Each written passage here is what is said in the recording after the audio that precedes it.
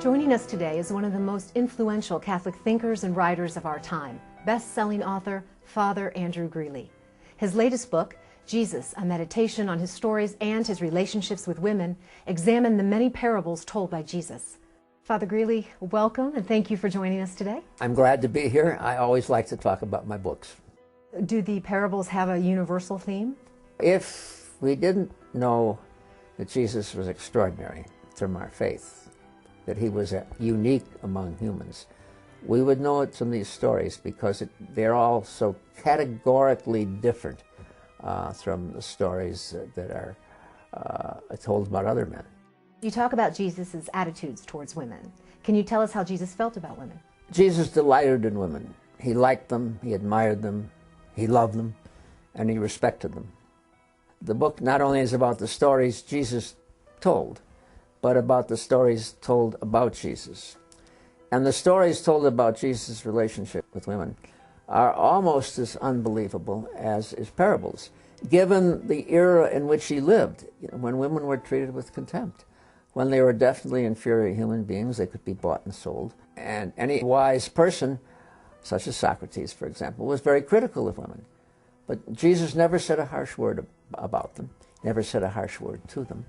He traveled with women in his entourage, equal with his apostles.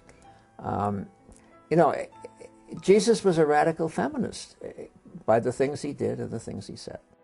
Did he find Mary of Magdalene sexually attractive? How could he not have? Huh? I mean, he was a male member of the human species.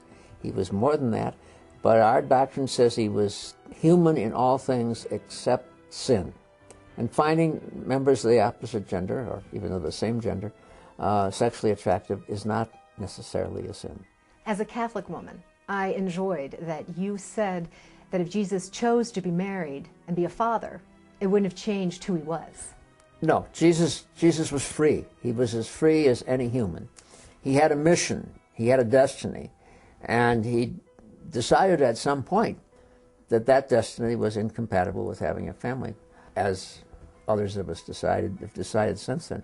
But that doesn't mean this was something God forced him to do any more than he forced me to be a celibate. It was a matter of free choice for Jesus. I'm glad, Laura, as a Catholic woman, you like the book. Good.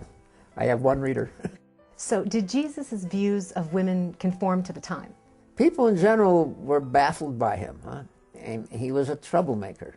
He's often presented in some of the mass media versions of him as a sweet and humble person. Jesus wasn't sweet. He wasn't humble. He was tough. Do you think the people of Jesus' time got the meaning of his stories? I don't know how they reacted. I do know that he got crucified for telling his stories, so I think some people were infuriated by them. As you say in your book, God is a God of paradox. Yeah, but he's a God of surprises, and the surprises keep coming, and they're not finished when we die. Well, thank you very much, Father Greeley. Appreciate all of your time and I your enjoyed answers. the conversation. Father Greeley's latest book, Jesus, a meditation on his stories and his relationships with women, invites us to take a fresh look at the stories of Jesus. This book will challenge you to look beyond the conventional interpretations and search for a fuller understanding of Jesus and the women of his time. You are guaranteed to be surprised.